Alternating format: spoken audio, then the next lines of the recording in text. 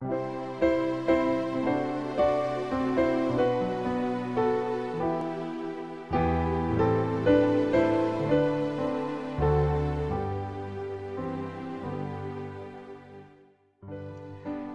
pagi, mari kita mengawali hari ini dengan mendengarkan firman Tuhan dari buku Renungan Pagi Pulang ke Rumah yang ditulis oleh Ellen G. White bersama dengan Pendeta Glenn Sakul, Gembala Jemaat Yongkwang, Makassar.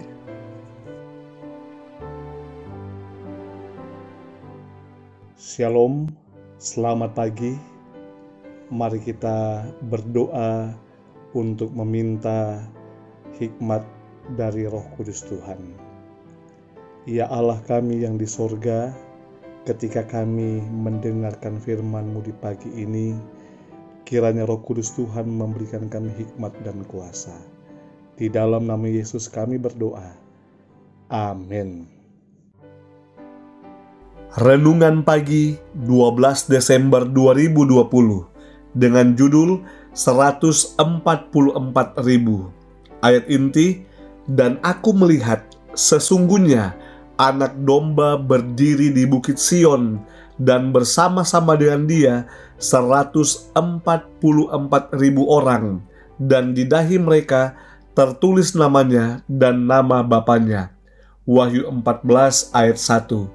Keterangan, di atas laut kristal yang di depan tahta itu, laut kaca yang bening itu seakan-akan bercampur dengan api, begitu berkilau-kilau dengan kemuliaan Allah. Berhimpunlah rombongan yang telah mengalahkan binatang itu dan patungnya dan bilangan namanya. Wahyu 15 ayat 2. Mereka berdiri bersama anak domba di bukit Sion, memegang kecapi Allah, bersama 144.000 orang yang ditebus dari antara manusia. Dan kemudian terdengarlah bagaikan desau air bah dan bagaikan deru guru yang dahsyat, bunyi pemain-pemain kecapi yang memetik kecapinya. Wahyu 15 ayat 1-2.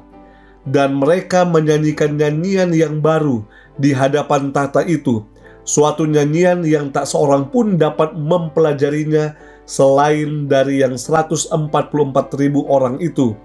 Nyanyian itu ialah nyanyian Musa dan anak domba, suatu nyanyian kelepasan. Tak seorang pun kecuali yang 144.000 orang itu dapat mempelajari nyanyian itu, karena nyanyian itu adalah nyanyian pengalaman mereka, suatu pengalaman yang tidak pernah dialami oleh rombongan lain. Mereka adalah orang-orang yang mengikuti anak domba itu kemana saja ia pergi.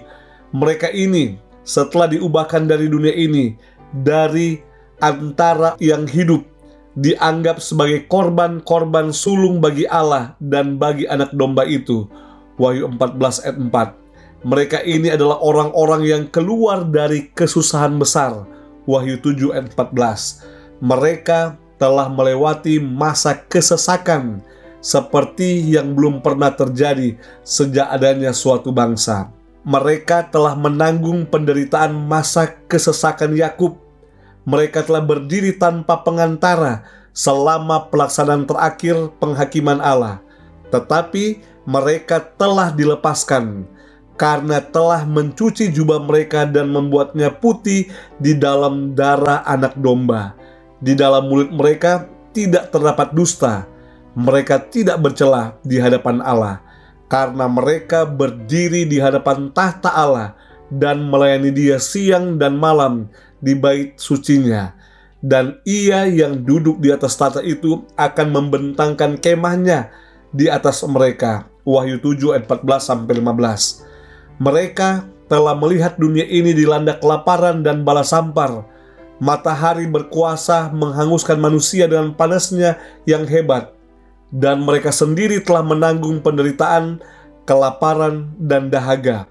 Akan tetapi mereka tidak akan menderita lapar dan dahaga lagi, dan matahari atau panas terik tidak akan menimpa mereka lagi. Sebab anak domba yang di tengah-tengah tahta itu akan menggembalakan mereka dan akan menuntun mereka ke mata air kehidupan. Dan Allah akan menghapus segala air mata dari mata mereka. Wahyu 7 ayat 14-17. Dari pengalaman mereka yang menyakitkan, mereka mengetahui bahayanya dosa, kuasanya, jahatnya, kutuknya, dan mereka memandang dengan kebencian. Alfa dan Omega jilid 8 halaman 684-685.